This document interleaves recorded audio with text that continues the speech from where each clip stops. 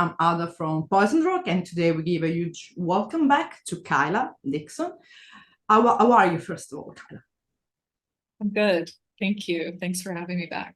It's always a pleasure. You're like part of a big family. We are basically. It's been really, like we were saying before, more than a year. So in all this year, I mean, in all 2023, you performed in Europe. So I mean, how was this year of performing, touring? Yeah. I mean, there wasn't a lot of performing except for the shows. There wasn't any performing so far this year, except for the shows in Europe. And I played like a couple shows with Witch Mountain in Seattle. Okay. But yeah, it was a great experience. It was my first big festival. I played on some pretty big tours and played some pretty big venues, but it was the first big festival. So, there was a lot of, I was used to like the stage size, Yeah, but I remember. there was a lot of people. Yeah. So, which was different. So yeah, it was just a different environment. Yeah. It was awesome. And because I remember reading as well comments, there were people from Europe, European people, like amazed by your performance with Dress to That. Oh. Yeah. That was I mean, I always told you that you are I love your voice, and you as well, your way of expressing yourself, because that's something that is missing a lot on the music scene sometimes. How a woman express herself, it's important. Mhm. And you do it perfectly. And as well, your range Oh, thank you. vocals, it's really unique. And Thank you. before talking about the last release, which was released like yesterday, today, 2 days ago, not so long ago, the EP of Just That, I want to Yeah. I want to mention as well you as in Witch Mountain. So what about Witch Mountain? How you joined them? So let the people know Yeah. them as well. Yeah. Well, I joined Witch Mountain back in, I feel like it was 2015. So it's been Okay. a while, and we have done a lot of tours. We've been doing a lot of touring. We released one full length Okay. album, and a single, but we've been spending a lot of time on the road these past years, and it's since COVID, it's kind of slowed down a little bit. Yeah. So, yeah, that's the history with Witch Mountain. I've been with them a long time, and we've done some pretty big tours. Like we toured with Danzig, we toured with COC, we toured with St. Vitus. So we've done a bit. We have done definitely more touring than Dress the Dead has done. So yeah. Of course. And with Witch Mountains at the moment, you are working on something. There's, I don't know, some other lives planning that are planned, or I don't know, some singles or composing. Yeah. Recently it was announced that we're going to be doing a Soundgarden cover on a compilation. I don't know when that's coming out, but we've been announced. So yeah. That's beautiful. And going to speak a little bit more about the rest of that, because after let's say that big announcement of Forbidden coming back again, there was like everyone asking to Craig, what happened with Dress the Dead? What's going on with Dress the Dead? Of course, was the main question. Yeah. But he was really, I mean, that's how he said, of course, I'm not getting away, like Dress the Dead, forgot it. And he did it. And I was like, and I didn't expect to see soon, like a release so immediate as that big announcement of the band, coming back together as Forbidden. So you've been working previously on this EP that's called Aether for the people. Yeah. During the last couple of years or the last year, how was working during this EP before talking about this? Yeah, over the last couple of years, we have been writing and we've been releasing singles.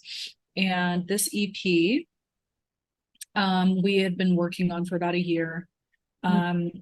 We're a newer band, so we didn't really have our team set, and we just wanted to experiment with different producers and different people mixing us and see, what we can sound like. So that's, we really took our time with it. We wanted it to be good, and we figured like over COVID, there's no shows happening anyways except for those festival shows that happened last year. Yeah, so we just wanted to take our time with it. And I mean, what is the main, if there is a main topic about all the EP Aether, like a main topic, or is like like a mixture of songs different from each other? Because for us, I'm reading in the title, Sinking in Ether, I Want to Know You, someone can give their own meaning to the song. But of course, you can answer better than me to that. Yeah. Sinking in Ether, that was the working title that we had, and we just kept it. I Want to Know You came from the chorus, the lyrics that I wrote. And let's see, Take Us to the Brawl also came from the lyrics that I wrote, as well as Painless Injections was actually a working title as well that we had. And Hollowed Head was Craig's idea. Okay. Because of the opening, the opening lyrics of the song. Yes. So yeah, the overall theme is interpersonal. And I wanted it to be conversational. I wanted it to sound like I was talking to the listener directly. A lot of people use metaphor. And when I first joined, a lot of people, especially metal. And when I first joined the band, we were working with Rob Flynn, who was producing us. And, he told me, your lyrics need to be more direct. Because we're sort of a in-your-face rock band in a lot of ways, although we have like prog moments. A lot of people were giving me the word prog a lot when they were listening to it, which was surprising to me. But it's, we're not really, me as a lyricist, I'm not really a metaphor lyricist, although that's what I had been doing prior. But when he said that to me, I just started saying things directly, and it just started feeling so much better. And so, it's about, themes about narcissism, about issues with, which I write about a lot. But I can only write from my personal life experience. Yeah, of course. And I've experienced a lot of that. So, but interpersonal issues. And then I Want to Know You specifically being about not having the ability to connect with people, and wanting to. But it's personal as well. But I think a lot of people can relate to the fact that it's not easy to connect with someone, especially if there is some, it's not easy because you want to know someone and maybe the other person, it's, that closure they have, that kind of a wall, or it's the opposite. So I think it's something that someone, many of us can relate to that. So it's good that you did it like as a first, first like me, I'm talking to you, it's first person, because I think you can reach more to the listener and the fan as well. Because being especially a woman, there is a lot of teenage girl listening to music, and of course they will see you, they already saw you, and they take you as a other female musician, it's a female frontman, as a example. And when I was growing up, and I think you as well, especially here in Europe, we didn't have a lot of we can say front women. We had, if I was into hard rock or metal, we had all the pop icons, which were amazing, of course, don't get me wrong. But if I wanted to be in the metal scene, the thing we had here, there was the Italian horrible music, or something maybe perhaps, more like, like all grunge stuff. That was cool, but we need to have more different perspective as well in the lyrics. And absolutely. And I think you as a front woman, you have a strong way to pass the message. And I still remember the first video clip I saw you was in 1969, something like that, I remember. You are a strength in that video. I don't know how many people shot that video of you. You are really you could be, you know, like the leader of a, I don't know, a movement or something. Yeah, I Because mean, yeah, you have a thank strong, you. because maybe, I don't know, Yeah. maybe a strong personality you have, or I don't know, maybe it's just your character, who you are. Well, that's great to hear because I think, a lot of singers could be potential cult leaders Yeah. if they really wanted to, which is a testament to how powerful they're able to communicate their message, right? So, like, I really appreciate that. Hopefully it Um, would be like the right message, not the wrong. right. Yeah. I think, with the whole female perspective, Yeah. it's interesting because we've got metal, right? And it's very aggressive and but it's this vehicle to really explore, I think, the entire range of human emotion. You can go Exactly. from joy to despair and you can explore all of it in this genre, and none of it feels out of place. No, exactly, exactly. Whereas if you try to like be aggressive in pop music, sometimes you can pull it off, especially like, or for take country, for example, like there's definitely been a change in my mom loves country. There's been a change in country music recently where it's like getting heavier. And when I was growing up, like my mom was just listening to Tim McGraw, like, like the country music channel, and like none of it, all of it was like about the truck and the fucking girl. And it's still about that. Like it's about life. You know what I mean? Yeah, Those yeah, that's lyricists are direct. They say what they're like, there's not a whole lot of metaphor in country, but recently there's this like heavy edge to it, which I find interesting. yeah, And so you can kind of explore the entire range of human emotions in metal. And I feel like from a female perspective, because we are able to embody that female energy, I Want to Know You is a song yeah, that it's vulnerable, right? And so we spend the whole EP talking about, you know, your head is hollow, like, just going after people. And then there's this moment of vulnerability and here's why. Because there's a disconnect and you can't get past it, yeah, exactly. even though the consequences, which are losing people in your life. And so that's basically what the whole thing is about Yeah. from start to finish. And so sometimes we have to accept as well that we can lose people in order as well to try to take the risk or whatever we want to achieve or want to do. That's the risk Yeah. always.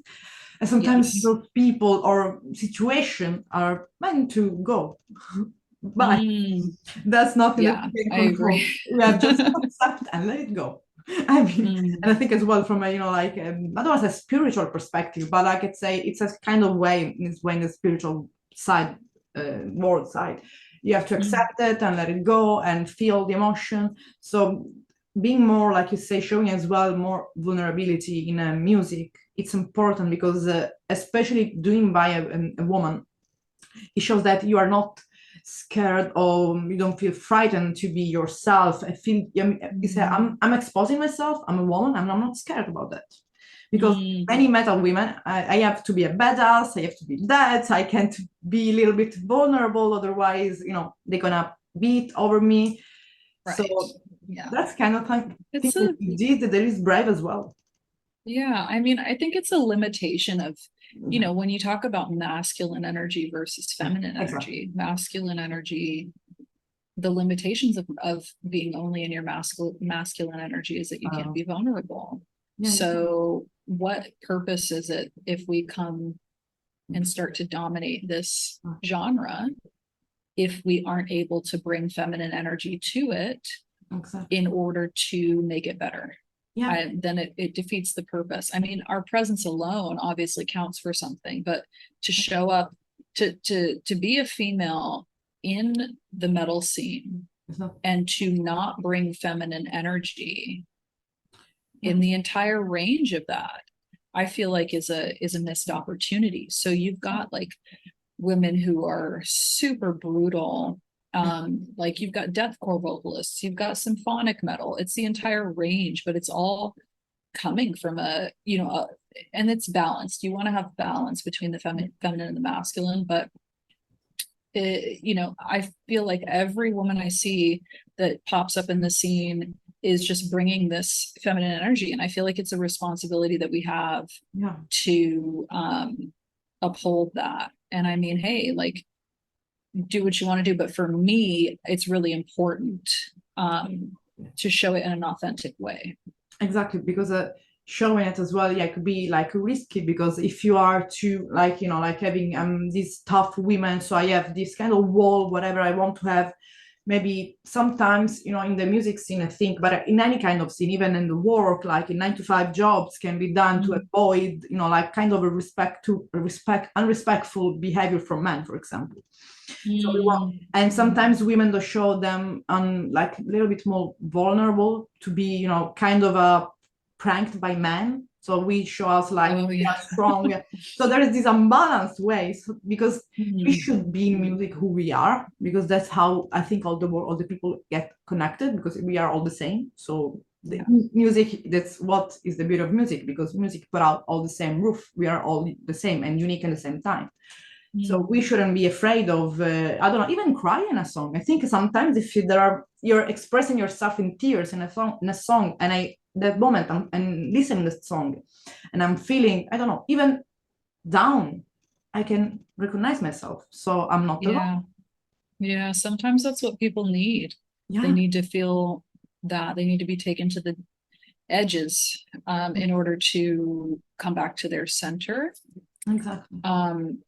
Because it, you know, there's information there that people typically are missing in day-to-day life, because it's just hard to like walk through the world just being people. There's this saying that people say, raw dogging reality. Yeah. Which I think is pretty funny. But just on the social media, it's already you're exposing yourself, and everything you do is criticized. But there are tricky people out there. Yeah.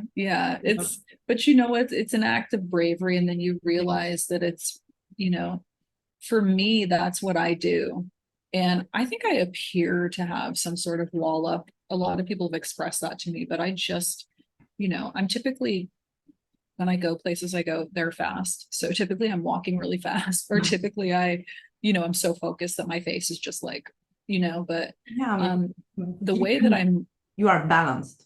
Yeah, I try to be balanced. And so that's how I move through the world. And there's nothing to be afraid of. I don't think,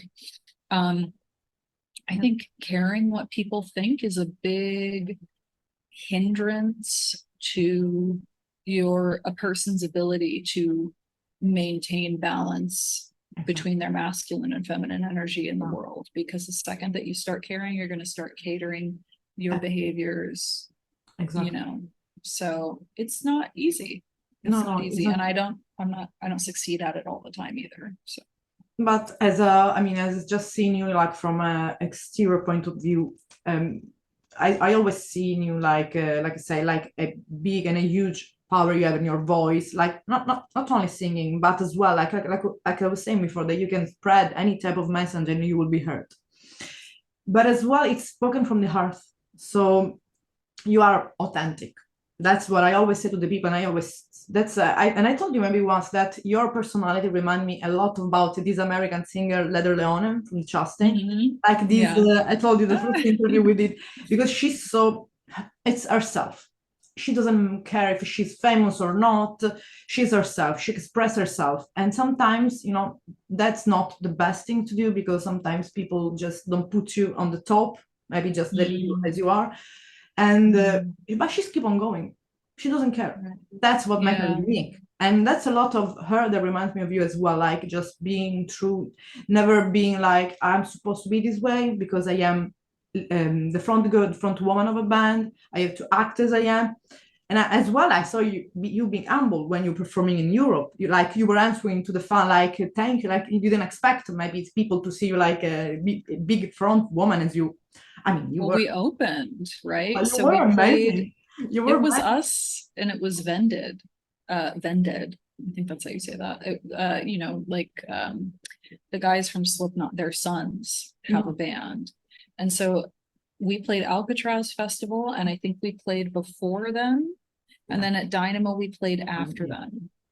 So also, like, they were amazing, by the way. I actually couldn't believe how amazing it was. I was like, I don't know why I was surprised, but it was Yeah.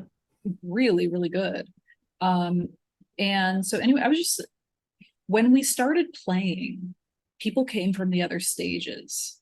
Yeah. Like 3 songs in, it started to fill up, and I'm like, I didn't think anybody would come because nobody knows who we are, right? So it was just really amazing and then Dynamo is a little bit different because there's only one stage. Yeah. So Alcatraz, it's huge. It's but people were paying attention. Yeah. Yeah. Because of the presence of every one of you, of the essence of each one of the band. Because it's not only you, is as well the other member of the band. Come on, that each one of you, it's a different essence, and that's what makes as well Dressed Dead not a metal band, but a band, because it unifies different as well being of the person, of a musician, with different backgrounds maybe, and history. And then you have that songs that you can put it on some type of label. Still today, I can put it, and I don't, because I don't find it, necessary to put it, okay, Dressed Dead, it's just a metal band. You can't. And that's the beauty of it. So that's why people were interesting, because of course, the music, it's really like sending messages. And people, when you hear, especially you, like you are a lion, and on the stage. So when I saw you were all dressed, if I'm not wrong, I don't remember if it was a Dynamo or Alcatraz, you were dressed in white, which was stunning. Thank you. That's I love that your outfit of the day. That's beautiful. And I think that really people was like, who is this band? Who are they? And I think that playing in Europe play a big role as well, like in Dressed Dead, it's a whole career. But I think it's not going to be. I think probably next summer we're going to see you again in some festival. Yeah. I mean, people have been asking me if we're coming back. I'm like, yeah. Well, let's make that happen. So I want to, live is really everything for me, because you can try to imagine when you're listening to it how I might convey it, but for people who have seen me, whether it's with Dressed Dead or Witch Mountain, I'm pretty crazy on stage, and I always aim to be crazier. I think I draw the bar at jumping off of scaffolding. Like, I'll never be that person. But there are people that do that, and it's amazing. But I jump off things. I like to get on the ground. Like, I like to give a full physical performance that is, I'm just doing whatever my body feels moved to do based off of the music. Yeah. And sometimes that leads to some pretty interesting things. So I want people to be able to experience that and to get into the energy and to fucking like rage. Exactly. And feel as well that you are seeing at the moment. Yeah. I think we had a mini pit going at Dynamo. I think I remember there was like a tiny mini pit, and that was pretty cool to see. Because they don't know who we are, so it felt really good. I mean, I think by now they know pretty good who you are and who's Dressed Dead is. And about that as well, speaking about the sound of this EP, how do you think it's changed from the previous songs released, the previous work? I don't think it has. I think that we've honed it. Whatever that sound is, it was there before, and it's just more. We got rid of all the stuff we didn't need. We've concentrated it in. And because we released singles periodically up until this point. So it's not like we did an album and then we went away to write and then we did another album, because that's typically when a sound changes. But when you're consistently releasing singles, your sound it feels like the sound evolves naturally. So at least from my perspective, so I don't think the sound has really changed much. There's barely any screaming on this EP, but that was by accident. But then we added Painless Injections, which was actually previously released as a single, which has a screaming chorus on it. So, but I want to do more screaming in the future. I've been experimenting actually with like trying to learn Yeah. gutturals and pig squeals and stuff. Because as well you do vocal coaching session as well, right? If I'm not wrong. I do. I haven't done it in a while, but I'm trying to get back into it, build up a roster again. But I try to teach people how to scream safely because I have that background, that jazz musical theater background of being a trained singer. I just really want, and then when I go to perform though, like I do the Corey Taylor thing and I blow out my, which he can sustain. I was telling somebody like he can sustain that because he's a beast. I can't sustain just blowing out, and I think it was interesting. I was actually watching an interview with Courtney from Spirit Box, and it was like something about like how I learned how to scream. And she was like, I just, you know what I mean? Yeah, you just scream, yeah. Yeah. And so there's something to be said for technique. And I think that there's also something to be said for just letting it go, so I don't know, like I don't know where I stand on it for me personally, but I know that when I teach people, I want to teach them how to do it safely. Yeah, that's because as well, like you, if I'm not right, if I remember well, you have as well like a past, like a background of acting in theater. So you're like it kind of, you have all the channels, the I can say the checklist of like a performer should be. So you're able to perform, to know how actually to be on stage. Or like you were saying, there are different type of stage as well. Yeah, I think people hear that and then they think I'm acting on stage, which is, there's a misconception about acting, which is that it's pretending, and it's not. Acting is emotional recall. Exactly. So you experience things in your life, and then when you go on stage, you call upon those past emotions to bring authenticity to the current moment. And that's what I do. I'm not ever pretending on stage. If I have to pretend, then I don't need to be up there. That's when I need to quit. So I don't ever do that. If I'm not feeling it, then I'm just gonna stand there until I feel something, which gives for an interesting performance. I think you can't be on all the time. No. And yeah, it's a difference in preference. I think what you do when you're not on. Some people pretend, and then some people just allow the moment to be what it is. And I'm more in that school of thought of it should always be authentic no matter. Yeah, exactly. That's thing that I notice a lot of times that some TV shows, they just as well to, for example, actors for a certain role, they maybe, I don't know, just the let's take for example to perform someone who was who was supposed to go in a prison. They maybe took someone who really was in a prison, and they have to act and experience all of that. Right. Yeah. And that's really tough. I was seeing that on it was a TV show called Mayans, Motorcycle, Mayans, and all of these people, they came from exactly where they say they are, and that performing is so true. You can feel it, and I'm there looking, oh my god, the person experienced that. So that's not acting, that's actually him. So they make you feel even closer to that actor, musician, because sometimes, a lot of times, even musician, when they sing their own music, I mean, it's based to their own experience. I don't know, Ronnie James Dio, whatever, you can hear, the pain, you can hear the happiness. Oh no, you paused again. Sorry. Okay. Oh, there it is. Okay. So that as well for musician, it's up in the same thing that you can feel when you say that you feel the music. So I think that same things happen for everyone. If they are doing something like music or, I don't know, music or let's say acting. You hear me? Good? Okay. So yeah. Always speaking about the Aether, the EP. There is even adding the previous single, there is some song that you particularly are attached to it because maybe you really enjoy playing, or maybe because it take you really like is fucking deep inside of you.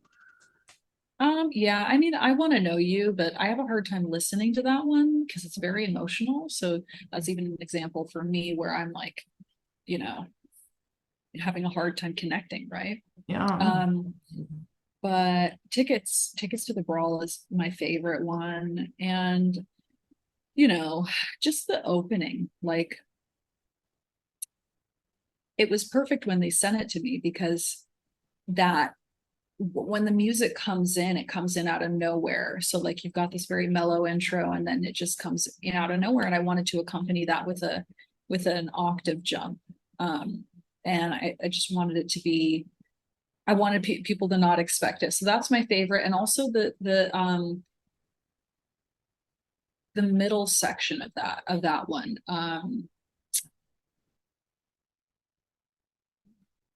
And you know, there's a lot of background vocals that are sort of all around, and I want people to like sit there with their headphones and I want them to experience that because that's kind of what it feels like for me. I wrote it that way because I wanted people to experience what it feels like to be manipulated.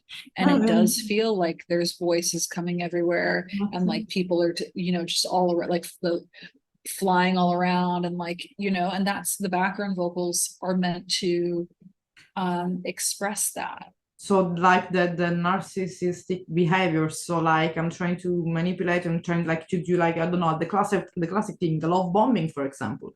I'm taking you, I'm leaving you, I'm taking you, I'm leaving you. Here I am, I'm disappearing, and or trying to take advantage of you. That's one of the things that all the people do the most in their life. Yeah. Sometimes.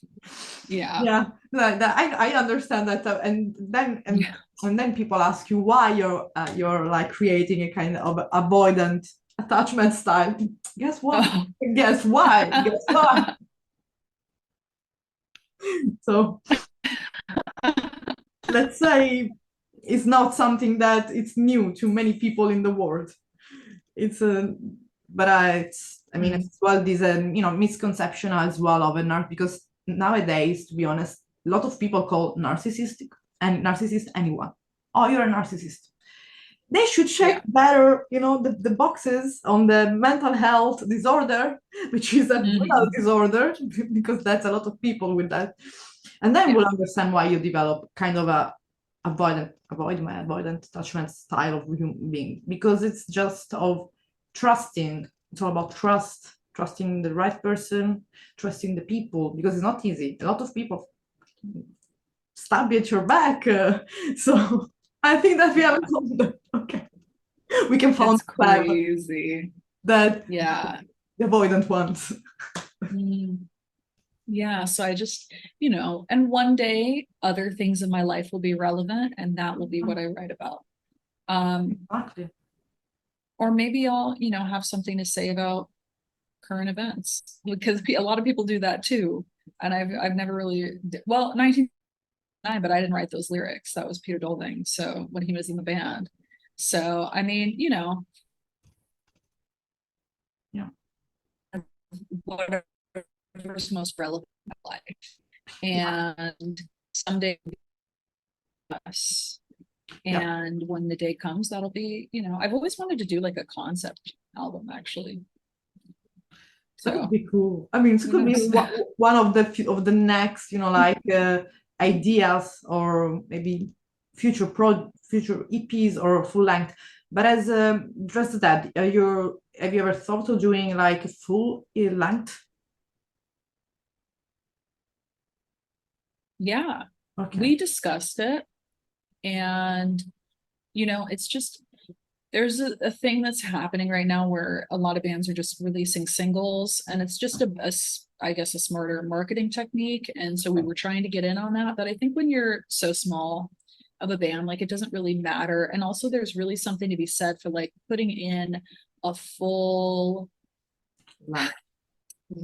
fully realized effort where everything is cohesive and there's a through line, right? Like with with writing like a movie or whatever, like you have to have a through line. There has to be something that like a theme that is consistent throughout, like, because you know, ideally you still today want people to sit and listen all the way through. Now people's attention spans are getting shorter and shorter because Yeah, like a hardcore still, band. if somebody loves your band, they're gonna sit and listen through the whole thing. You want to listen throughout. And I just think, like, I personally would love to do that. You know, I want to do that. I want to do a full, you know, where the album artwork is connected to the music, where, you know, we can do photo shoots that like reflect what the songs are about, and like videos where, Yeah. you know, like I love that stuff. Yeah. So maybe And we'll get to about do it. before ending the interview, but about the actual playing of Kayla.